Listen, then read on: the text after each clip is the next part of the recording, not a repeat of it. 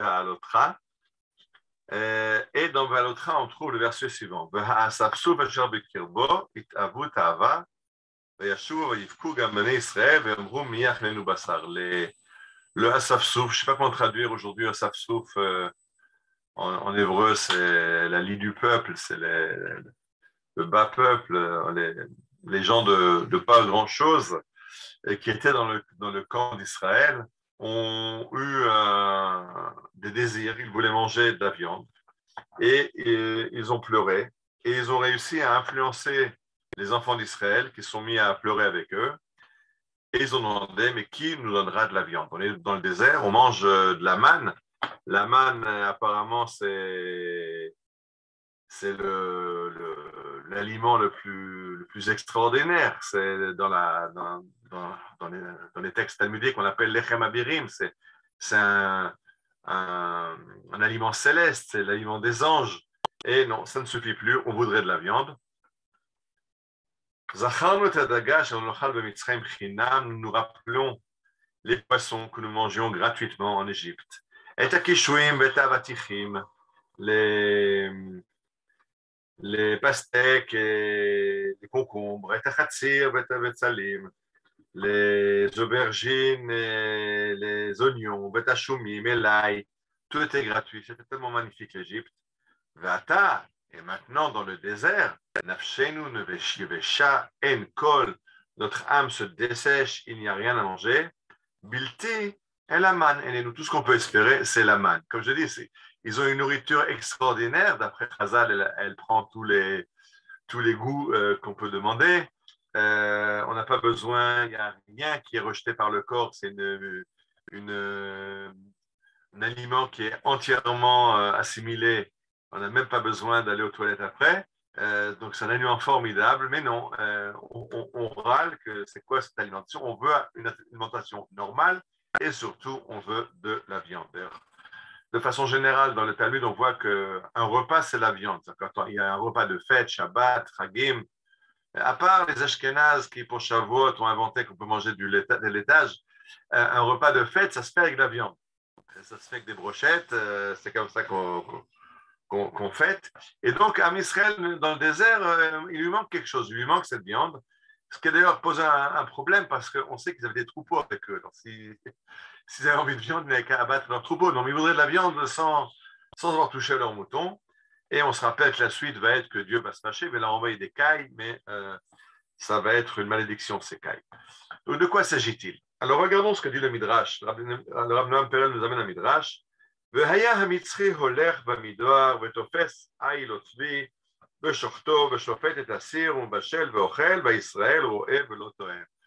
Un instant, on était esclaves en Égypte. Est-ce que vraiment en Égypte on nous donnait de la viande et des légumes et des fruits, on avait tout à profusion en Égypte? On se rappelle que l'esclavage était très dur, on a pleuré, on a crié, on a imploré Dieu de nous sortir de cette esclave d'Égypte. Le Midrash est extraordinaire. Il dit parce que les Égyptiens allaient là-bas à la chasse, ils attrapaient une biche, une gazelle, ils faisaient la shrita, ils mettaient le pot sur le feu, ils cuisaient et ils mangeaient. Et le juif à côté regardait sans pouvoir manger. Il n'en donnait pas aux juifs. Il pouvait juste regarder l'Égyptien qui mangeait sa viande. Chez Nehemar, comme il est dit dans le verset que je viens de vous lire, Beshiftenu al sir abassar. Comme nous étions assis à côté des pots de viande et nous mangions notre pain à satiété. Il n'y a pas marqué quand nous mangions du pot de viande. Et là, quand nous étions assis à côté et nous mangions notre pain, l'Égyptien mangeait de la viande. Nous, on mangeait le pain, mais on avait l'odeur du pot-au-feu dans les narines et ça nous suffisait. C'est quelque chose d'assez incroyable.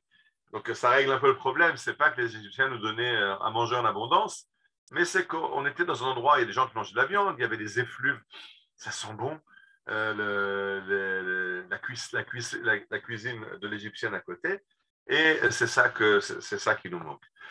Et là-dessus, le Rav Noam Perel donne un enseignement, je crois que c'est un des plus importants. Je reviens souvent sur cet enseignement parce qu'il est ramené par d'autres aussi, bien sûr, par d'autres rabbins dans d'autres circonstances, mais c'est un enseignement qui doit être une base pour beaucoup de choses.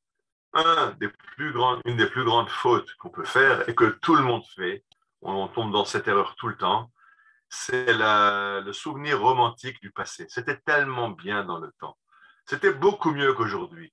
Je ne veux vexer personne, mais quand je vois les Juifs marocains qui se rappellent comment le roi au Maroc nous aimait, comment nous étions des citoyens de première zone, on a oublié tous les pogroms, on a oublié toutes les situations de dhimmi, de troisième ordre. On a oublié que la plupart des Juifs au Maroc n'avaient pas de quoi manger. Mais non, c'était tellement bien quand on était tellement proche du roi et tellement aimé au Maroc. Mais c'est vrai aussi en Alsace, c'est vrai un peu partout. C'est vrai en Israël, on se rappelle à l'époque, avant l'État d'Israël, quand tout le monde était sioniste, au kibbutz, on partageait tout et on était tellement bourré d'idéalisme et on s'aimait les uns les autres et tout était tellement formidable. Je vous invite à ma conférence cette semaine, la conférence de parler du Gdouda Avoda, et on va voir comment est-ce qu'on réglait les problèmes qu'on a aujourd'hui à l'époque. Parce qu'aujourd'hui, le problème des manifestations qu'on vit en Israël, on appelle ça en hébreu aujourd'hui Mahapecha Shiltonit, une révolution gouvernementale. On veut jeter, en fait, les manifestants veulent rejeter le gouvernement. Et on fait ça avec des manifestations, avec des drapeaux.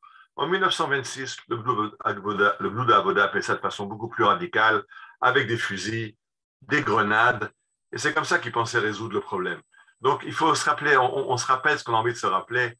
Non, c'était bien pire il y a 70 ans, il y a 90 ans, quand on était au bord de la guerre civile, quand il y a eu ce qu'on appelle en Israël la saison, ou l'Altalena, où vraiment des juifs ont tiré sur des juifs. Alors aujourd'hui, oui, on a des manifestations, on a des drapeaux, on a des slogans qui font mal à entendre, mais on est très très loin de ce qui s'est passé. Donc il ne faut pas idéaliser le passé. C'est une faute dans laquelle on tombe tous, mais qui n'a aucune raison d'être. Je me rappelle que j'ai étudié au Technion chez un professeur qui s'appelait Israël Eldad. Israël Eldad, avant l'État d'Israël, c'était l'idéologue du Lehi, Lochameh Herut Israël. Il y avait trois mouvements de combat contre les Anglais, la Haganah qui dépendait de l'agence juive, donc c'était le mouvement semi-officiel. Il y avait l'Irgun de Menachem Begin, c'était les dissidents, qui eux étaient un peu plus anti-anglais que la Haganah. Et le Lehi, eux, c'était les plus extrémistes qui, même pendant la guerre, la guerre mondiale, on continuait leur guerre contre les Anglais en disant tant que les Anglais ne permettent pas une alia massive en Israël, ça reste les ennemis. Et donc, on avait un cours avec Israël Eldad sur le Toldot à Martarot, l'histoire de ces mouvements de résistance clandestins d'avant l'État d'Israël. Et au premier cours déjà, il y a un élève, un étudiant qui lève la main, qui lui dit Israël, en Israël on s'appelle par le prénom bien sûr, Israël, mais à votre époque quand même, la jeunesse était idéaliste. Aujourd'hui, tout ce qu'on a envie, c'est d'aller au cinéma, d'aller faire du ski en Europe, dans les Alpes. On a bien changé dans l'État d'Israël aujourd'hui. À quoi Israël Eldad? C'est pas maintenant, c'était déjà il y a 40 ans. Lui répond, mais tu n'as rien compris. Tu crois vraiment que à mon époque, la jeunesse était idéaliste? À notre époque, combien on était dans les mouvements de résistance clandestins? On était une poignée. La plupart des jeunes étaient sur Dizengoff en train de siroter un café, en train de rencontrer leurs copains. Et ils nous disaient, dans les années, début des années 80, vous êtes aujourd'hui beaucoup plus idéaliste en 1980 que ce qu'était la jeunesse de 1940. Alors c'est vrai qu'on a toujours cette idéalisation que dans le temps, c'était tellement mieux. Dans le temps, tout le monde était beau, tout le monde était gentil. Il nous a remis les pendules à l'heure, c'était pas comme ça. Alors, il faut se rappeler, et c'est ce que la Torah veut nous enseigner, de dire cette idéalisation que c'était tellement bien avant. Même en Égypte, on se rappelle, en Égypte, on hurle pour sortir, mais dès qu'on est sorti, on se rappelle, ah, c'était quand même pas mal en Égypte, on avait de quoi manger. Alors qu'aujourd'hui, on a la manne dans le désert, mais elle n'est pas sûre. Il n'y a pas de garantie, on n'a pas de réserve. Demain, il faut chaque jour en prendre. On ne sait jamais de quoi demain est fait. Alors, c'est difficile à vivre de cette façon-là. Quand il faut vivre en confiance totale que c'est Dieu qui nous nourrit, mais dit la Torah, il faut faire attention parce que dans ce romantisme de se rappeler avant, on peut tout détruire. On idéalise l'Égypte, qui était l'endroit de l'esclavage, on idéalise les repas et on dénigre la